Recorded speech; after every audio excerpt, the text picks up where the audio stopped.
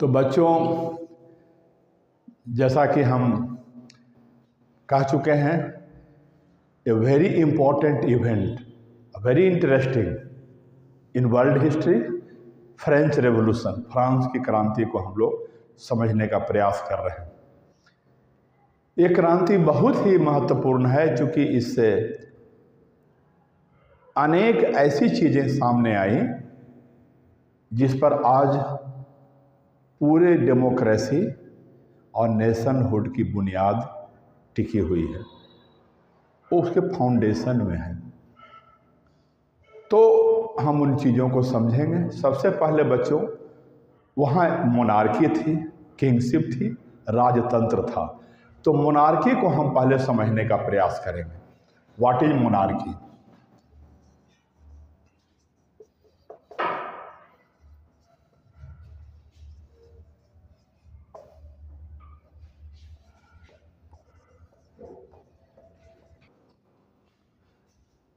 राजतंत्र hereditary system of government को कहते हैं। क्या कहते हैं? इट इज द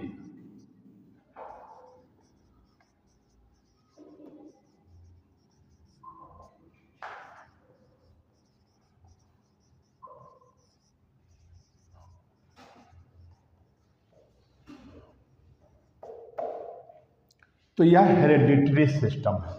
इसमें वंशानुगत शासन की बात है। वंशानुगत शासन प्रणाली, ये हेरेडिटरी सिस्टम। इसका मतलब ही है कि इसमें इलेक्शन से रूलर्स, शासक नहीं बनेंगे। अगर किंग मरेगा तो उसका बेटा या बेटी सत्ता के, शासन के हकदार होंगे। फिर उसके बाद उसकी और कोई निचली पीढ़ी।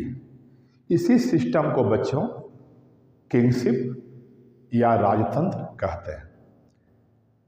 यह डेमोक्रेसी से प्रजातंत्र, लोकशाही, जनतंत्र, यो भी नाम दें से अलग है। लोकशाही में क्या होता है? हर 5 वर्ष, 4 वर्ष, जो भी निश्चित टाइम है, हर देश का अपना अपना टाइम है फिक्स। तो रेगुलरली हमारे शासकों को जनता के पास फिर से मत प्राप्त करना, अधिकार प्राप्त करने के लिए आना पड़ता है। और जनता अपनी जो इच्छा है, अपना मत है, अपना अधिकार है, वो उन्हें प्रदान करती है वोट के माध्यम से। इलेक्शन के टाइम में, चुनाव के समय, अभी हाल में हमारे देश में राष्ट्रीय स्तर पर किसकी सरकार रहेगी, इसके लिए चुनाव हुए। उसमें तय हुआ किसकी मेजॉरिटी आएगी। जिसकी मेजॉरिटी आती है वो सत्ता में होते हैं, जिसकी माइनॉरिटी रहती है वो विपक्ष की भूमिका में होते हैं। वो भी एक इम्पॉर्टेंट काम है, सरकार की कमियों को बताना, सरकार को सचेत रखना और शासन में और कानून बनाने में कंस्ट्रक्टिव सपोर्ट देना, ये विपक्ष का काम है। तो सरकारी पक्ष, विपक्ष दोनों सत्ता के, शासन के हिस्से होते हैं। दोनों की अपनी अपनी भूमिका होती है। ये डेमोक्रेसी है। इस प्रकार की कोई चुनाव रेगुलर, ऐसी कोई बात इसमें नहीं होती है। चाहे राजा जोग हो अजोग हो, उससे कोई मतलब नहीं है, उस वंश का होना चाहिए। अभी इंग्लैंड में आपने देखा, रानी मर गई तो उनके बेटा जो हैं वो राजा बन गए। वो मरेंगे, उनकी मृत्यु होगी, वो दिवंगत हो जाएंगे, तो फिर उनके जो बेटा हैं वो प्रिंस हैरी या विलियम, 2 बेटा, उसमें से कोई बने। तो ये जो प्रणाली है यह हेरेडिटी पर डिपेंड करती है। Birth in a particular family, किसी खास परिवार में, राजा के परिवार में जन्म के आधार पर वो किसका सत्ता होगा वो तय होता है। इसी को हम किंगशिप या मोनार्की कहते हैं। क्लियर हो गया बच्चों, कहीं कोई दिक्कत नहीं। अब हम देखें कि फ्रांस की सामाजिक स्थिति क्या थी।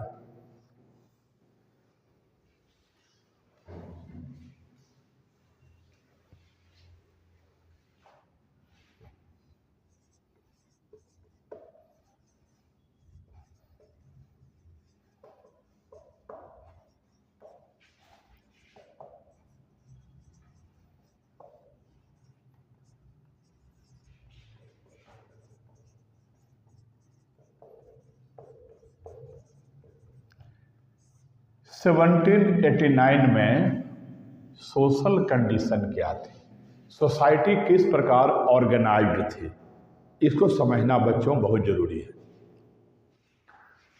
वहाँ की सोसाइटी 3 क्लासेस में बटे हुए थे। क्लास को वहाँ स्टेट कहा जाता था। तो हो गया फर्स्ट स्टेट। इसमें बच्चों क्लर्जीमैन थे। अब क्लर्जीमैन किन्हें हम कहेंगे?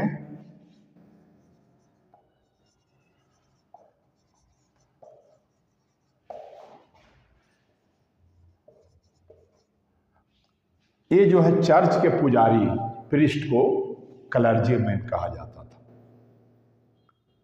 इसका भी ग्रेडिंग होता है। इसमें प्रीस्ट होंगे, इसमें बिशप होंगे, इसमें आर्च बिशप होंगे, और सबसे ऊपर में आप जानते हैं क्रिश्चियनिटी में पोप होते हैं। आज जो पोप वेटिकन सिटी में रहते हैं, वेटिकन सिटी को एक नेशन का दर्जा प्राप्त है।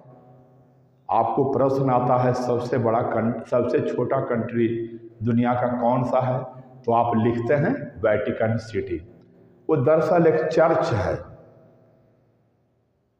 जापान में जो डिज्नीलैंड है उससे भी छोटा है, फिर भी एक नेशन है वो। अगर पोप इंडिया में आएंगे बच्चों तो उन्हें 21 तोपों की सलामी मिलेगी, जैसे कोई प्रेसिडेंट आते हैं, और एक रिलीजियस हेड के रूप में भी इज्जत मिलेगा। तो पोप भी एक हेड ऑफ नेशन कहे जाते हैं, क्योंकि वो एक देश के रूप में मान लिया गया है उस चर्च को, जो वेटिकन सिटी है। तो प्रीस्ट भी कई लेवल के हैं। वहाँ के चर्च में हजारों एकड़ की जमीन थी। लोग धार्मिक कारण से चर्च को जमीन देते थे, दान देते थे। चर्च के लोग खूब आलीशान जिंदगी जीते थे। उतना ही नहीं बच्चों, गिफ्ट तो मिलता ही था, इन्हें एक और भी जनता पर टैक्स लगाने का अधिकार था। उस टैक्स को बच्चों टाइथ कहते थे, टाइथ। तो टाइथ नामक टैक्स भी वो जनता पर लगाते थे। तो उनकी आमदनी करोड़ों में थी। खूब मौज से हर तरह के पृष्ठ रहते थे। और बच्चों ये टैक्स फ्री थे, सरकार को कोई टैक्स नहीं देते थे। तो पहला जो वर्ग हुए फर्स्ट स्टेट, दूसरा जो वर्ग हुए सेकंड स्टेट।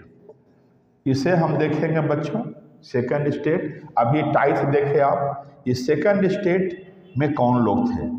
ये नोबल्स थे। अब नोबल्स केवल आप ये मत समझिए बच्चों कि नोबल्स माने उनके पास जमीन बहुत है। इतना ही नहीं, जमीन से जो जुड़े हुए बड़े लोग होते थे वो आम जनता से अपने को सुपीरियर समझते थे। इनमें मूल मुद्दा ये है बच्चों, जमीन की बात केवल नहीं है। वो ब्लू ब्लडेड समझते थे। वो आम जनता से मिक्स नहीं करते थे, उनसे मिलना जुलना, साथ में खाना, शादी ब्याह उनका नोबल्स में ही होता था। ये समझिए, जैसे एक बिजनेसमैन के पास पैसा होता है तो दूसरे बिजनेसमैन से वो शादी विवाह कर सकता है। लेकिन नोबल्स लोग देखेंगे कि हम जिसके यहाँ शादी कर रहे हैं वो भी नोबल्स है कि नहीं, ब्लू ब्लडेड है कि नहीं, हाई फाई फैमिली का है कि नहीं। तो एक सेंस था, सोशल लैडर में अपने को सबसे ऊंचा समझते थे। तो ये जो नोबल्स थे इनके पास भी बहुत बड़ी बड़ी ज़मीनें होती थी।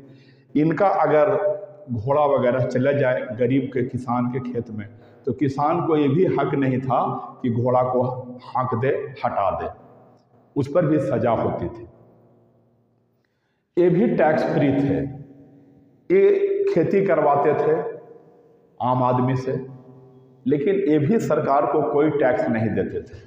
ये दोनों जो वर्ग है बच्चों, फर्स्ट स्टेट और सेकंड स्टेट, जिसमें नोबल्स हैं, अभिजात वर्ग के लोग हैं, ये सभी दोनों क्या थे? टैक्स फ्री थे।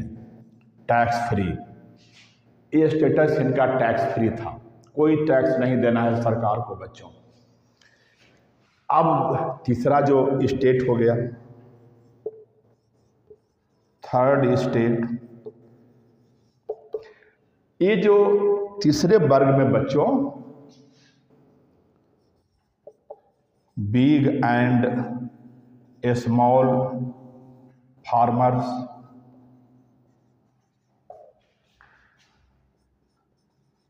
प्रोफेशनल्स, टीचर हैं, कोई डॉक्टर हैं, कोई कुछ और हैं, वकील हैं, ये प्रोफेशनल्स, ट्रेडर्स, लैंडलेस,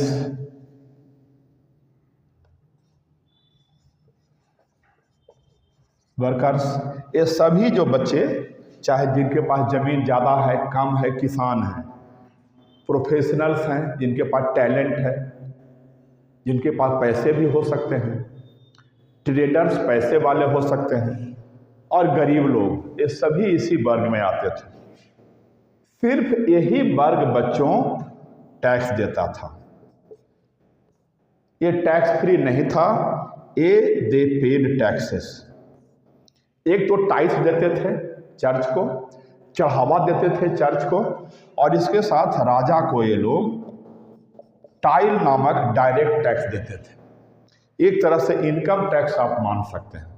जो प्रोडक्शन होगा, जो आमदनी होगी, उस पर आपको टाइल नामक टाइल नामक जो है उनको टैक्स देना पड़ता था। तो बच्चों आप देख लीजिए वहाँ की समाज की स्थिति क्या थी। शोषण मूलक समाज था।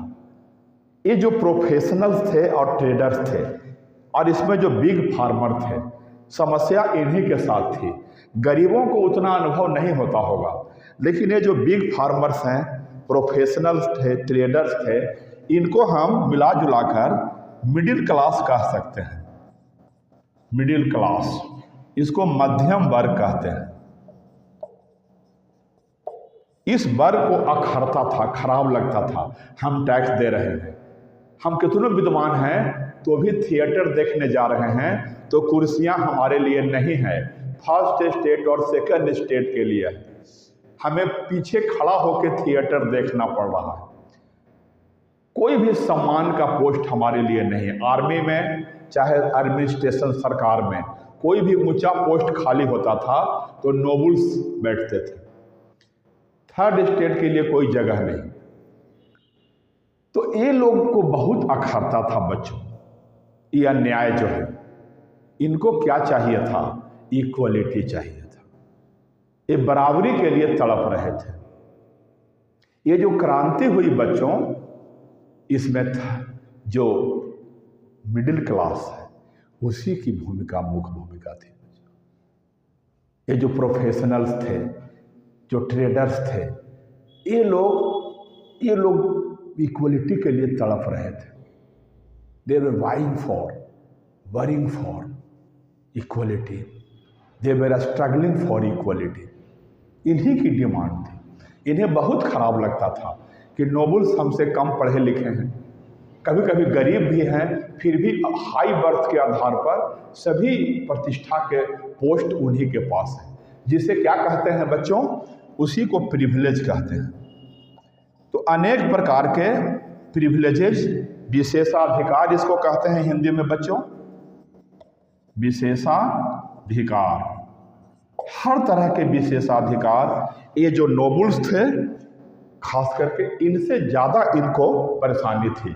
रिलीजियस लोगों से उतनी परेशानी नहीं होती थी, क्योंकि रिलीजियस लोग को तो हर जगह लोग हाथ जोड़ते हैं, लेकिन नोबल्स जो अन्याय करते थे और टैक्स फ्री थे और कई तरह के इनको परेशानी करते थे, इससे ही पूरा वर्ग बहुत ज़्यादा रिजेंटमेंट में था, गुस्से में था। ये चाहता था कि बराबरी का यहाँ पर व्यवस्था होनी चाहिए, हमें भी इज्जत मिले, हमें भी सम्मान मिले। तो थैंक यू बच्चों। आज थैंक यू सर, हमारे चैनल को सब्सक्राइब करें। और आज सर ने आपको फ्रेंच रेवोल्यूशन के बारे में बताया, आप इसे अच्छे से पढ़ाई करिए।